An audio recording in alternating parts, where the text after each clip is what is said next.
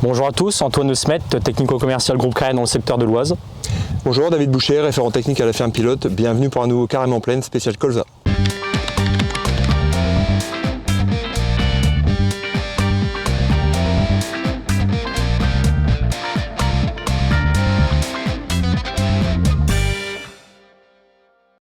Avant de parler colza, on va parler un petit peu betterave, puisqu'on se focalise, c'est normal, sur les cultures d'automne.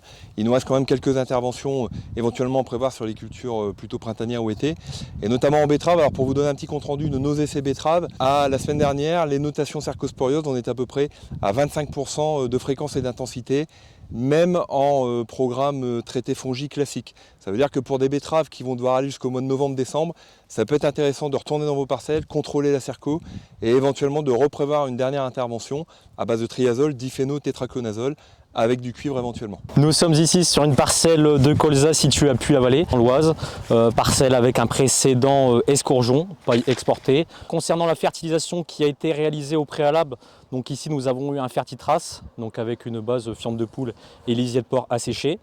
Concernant le travail du sol, donc suite à la récolte, une intervention avec un outil à dents avec une profondeur assez importante a été réalisée. Ensuite, on a réalisé un travail avec un déchaumeur à disque dans le but de hacher du mieux possible la paille. Ensuite, un coup de rouleau a été réalisé. Donc là, on a eu des levées importantes de raies grasses sur cette parcelle, compte tenu de l'historique salissement important ici. Au moment du choix technique lors du désherbage de cette parcelle, on a décidé d'inclure une matière active phare dans le désherbage des graminées, à savoir la napropamide. La napropamide présente des efficacités quand même relativement intéressantes lorsqu'elle est incorporée. Concernant le semis, nous sommes ici sur une variété Generoso.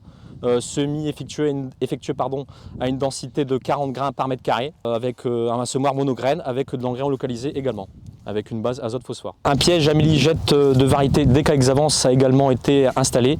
Donc l'objectif de Decaexavance est d'avoir 2-3 pieds par mètre carré, dans le but d'avoir entre guillemets une attraction permise par la floraison plus précoce de cette variété pour laisser tranquille la variété d'intérêt principal, ici Generoso. Aujourd'hui au stade cotylédon 2 feuilles en fonction des certaines zones de la parcelle, levée plutôt hétérogène malgré l'eau que nous avons eue. Comme ravageur aujourd'hui sur la parcelle, nous pouvons noter la présence de limaces dans certains ronds plutôt argileux. L'altise est également présente avec le retour des fortes chaleurs depuis le week-end dernier. Donc une intervention a été réalisée pour les limaces, avec une efficacité mitigée plutôt, car il s'agit ici plutôt de limaces noires, donc c'est plus compliqué de l'atteindre. Concernant les altises, avec le retour de la chaleur, une intervention va être effectuée à court terme, afin d'enrayer un petit peu les attaques d'altise adultes. Je rappelle, le seuil altise, donc pour l'intervention, est de 8 pieds sur 10 atteints par des piqûres. Dans la région, on note aussi des colzas un peu plus développés, avec notamment un stade de 4-6 feuilles atteint dans certaines parcelles. Donc pour ces parcelles-là, il faudra faire attention aussi aux pucerons verts. Attention quand même, vigilance sur les colzas un peu plus développés qui ne possèdent pas la tolérance génétique TUYV. Antoine, vous parlez de désherbage, c'est vrai que c'est vraiment le point crucial du démarrage du colza, avec notamment la napropamide qui donne un très bon effet. Vous le verrez visuellement, on a ici dans la parcelle une zone témoin où il n'y a pas une napro, la différence est flagrante. Il n'y a pas que la napro, il y a le métazachlore, il y a le DMTAP, il y a le dimétachlore, on pourrait faire la liste de toutes les molécules, ça va très vite en colza, il n'y a pas grand chose. Ceci étant dit, il y a quand même eu pas mal de semis qui ont été faits dans la région et qui ont été à peine terminés que les orages arrivaient, donc pas désherbés. Ça inclut d'aller désherber aujourd'hui sur des stades rayonnants, voire 2 ou 4 feuilles déjà développées. Dans ces conditions-là, on va avoir des solutions plus restreintes.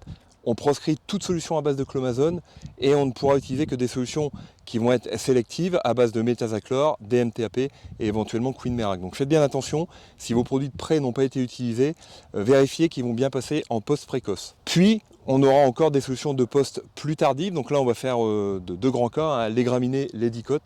On commence par les dicotes, c'est quand même le cas le plus simple à désherber aujourd'hui, puisqu'on a des solutions qui sont très efficaces, disons-le, à base d'aloxyphène et picloram que vous connaissez depuis très longtemps. Et puis une nouveauté cette année qui est arrivée pour compléter le spectre, puisqu'on avait un petit trou matricaire, et la matricaire est quand même de plus en plus difficile à contrôler dans nos rotations. Donc si on la loupe en colza, on sera embêté forcément dans les betteraves éventuellement dans 2 ans. C'est tout bête, mais quand vous prenez cet aloxyphène et ce picloram, vous rajoutez une 3e molécule qui s'appelle l'aminopyralide, qu'on utilise déjà au mois de novembre associé à de la propyse. Ça va être des produits qui s'appellent par exemple le Yellow ou le Biwix. Et dans ce nouveau produit qui est arrivé cette année, le Ladiva, vous avez l'opportunité de boucher le spectre, d'avoir un spectre complet. Et puis en plus d'aller utiliser des hormones à un moment où on a suffisamment de chaleur pour avoir une efficacité optimale. Ça, c'est la partie très simple, les dicotes. On arrive aux graminées et là, on va commencer à se gratter la tête. Puisque des produits racinaires comme le méthazachlore vont être insuffisants pour contrôler des graminées qui ont dépassé le stade d'une feuille. Actuellement, avec les températures qu'on prend, il faut à peu près 4 à 5 jours pour créer une feuille. Alors ça va très vite. Il va falloir obligatoirement apporter des solutions foliaires type FOP ou type DIM. Et dans le cas de graminées résistantes, n'hésitez pas à faire des mélanges FOP plus DIM ou DIM plus DIM, par exemple clétodim plus cycloxydim.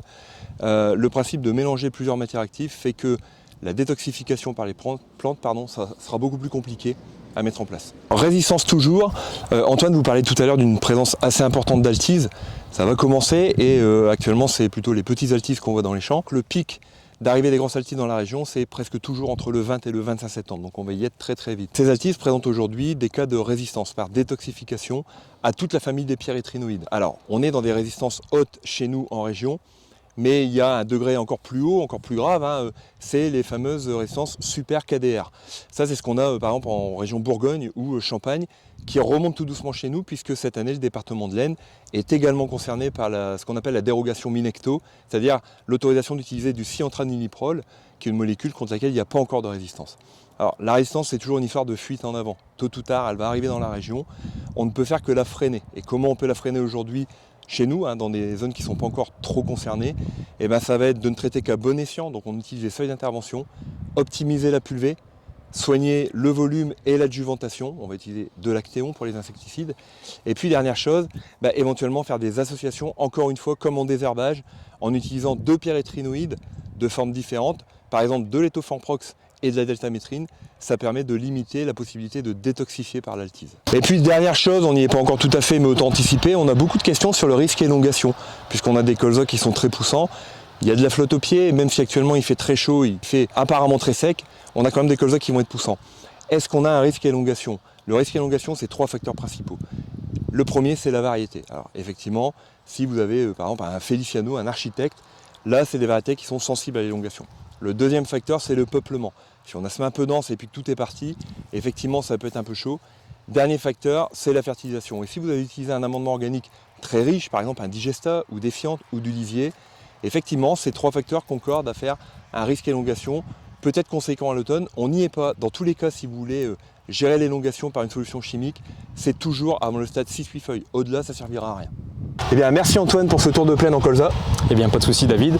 Nous espérons avoir répondu à toutes vos questions. Si vous en avez encore, n'hésitez pas à contacter bien entendu votre technicien Groupe Carré. Donc à bientôt pour un nouveau Carrément Plaine.